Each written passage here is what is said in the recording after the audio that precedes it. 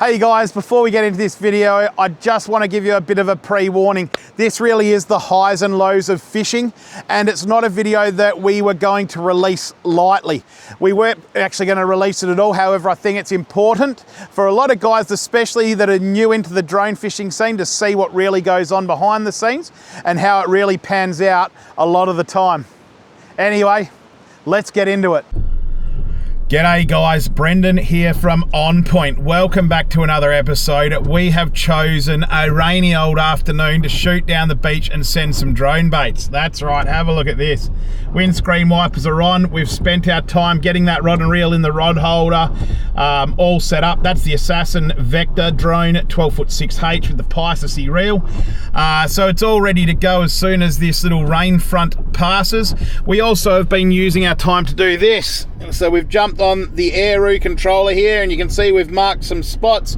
Aeroo drone all ready to go. We're going to use that today purely because we don't have a great deal of time, and that autopilot function is going to put us directly on where we need to be every time at the click of a finger.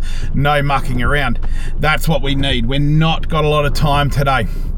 But anyway, hopefully this little weather window presents itself very soon. I can see it clearing up on the horizon over there. So as soon as that's here, we're putting baits out. All right, hopefully it's an exciting little adventure and we can put some pink slabs on the beach. That's what we're here for.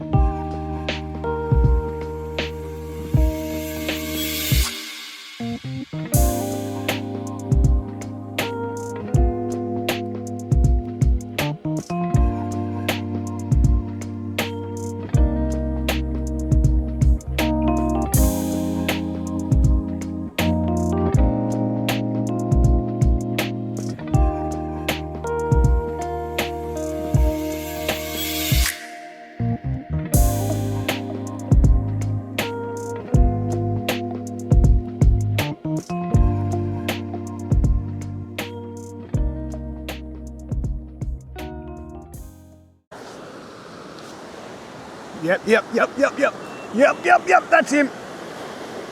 Oh yeah, this is a good fish. God, that was a struggle to get out of there. Oh yeah, that's a good fish. Oh. God, here we go.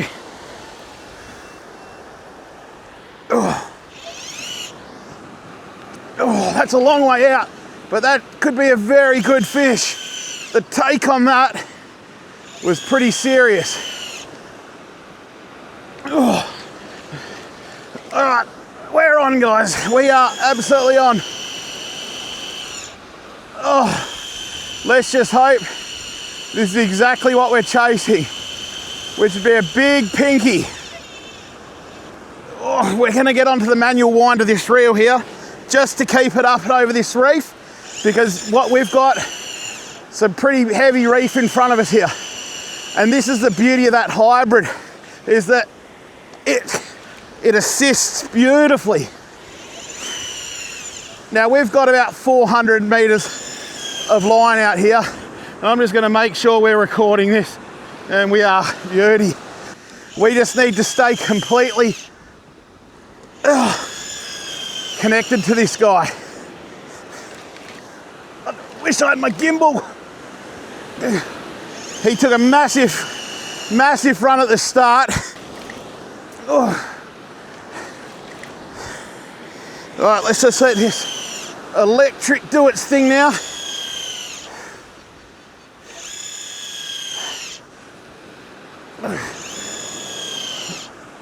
This is why you need the Assassin Vector drone rod too.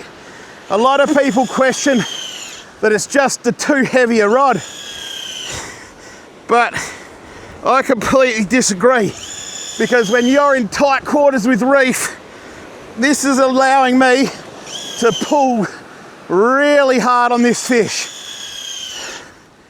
Really hard. Come on. Come on.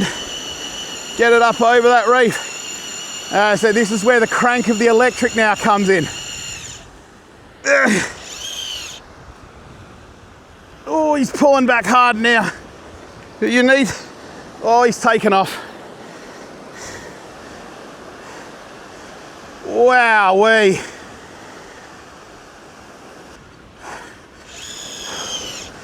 I'm really hoping this is exactly what I think it is. Because holy moly, this is very good.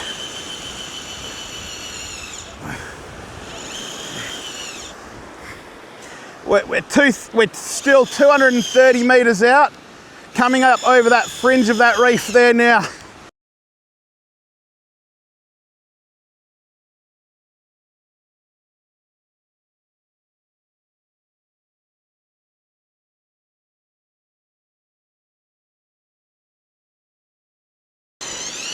At 65. Right, we're going to start walking down to the water, guys.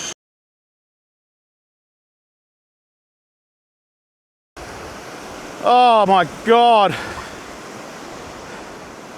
Talk about the absolute highs and lows of drone fishing right there. Thinking that you were really hooked up to something quick. And then you get absolutely canned by something like this. Oh, let's just walk this backwards up the beach. I'm so disappointed. All right, I'm gonna get this off, guys. An absolute disappointment to have an eagle ray. An absolute disappointment. Well, that is the ultimate lows of drone fishing. That hit like a fish, fought like a fish, and turned into a flying carpet. And that right there is what I believe is the ultimate lows of drone fishing. You put so much effort into what you're doing. Some would debate that because I've got an electric reel. But you put so much effort into your bait preparation, your drop points, your research and everything, and you come up with an eagle ray.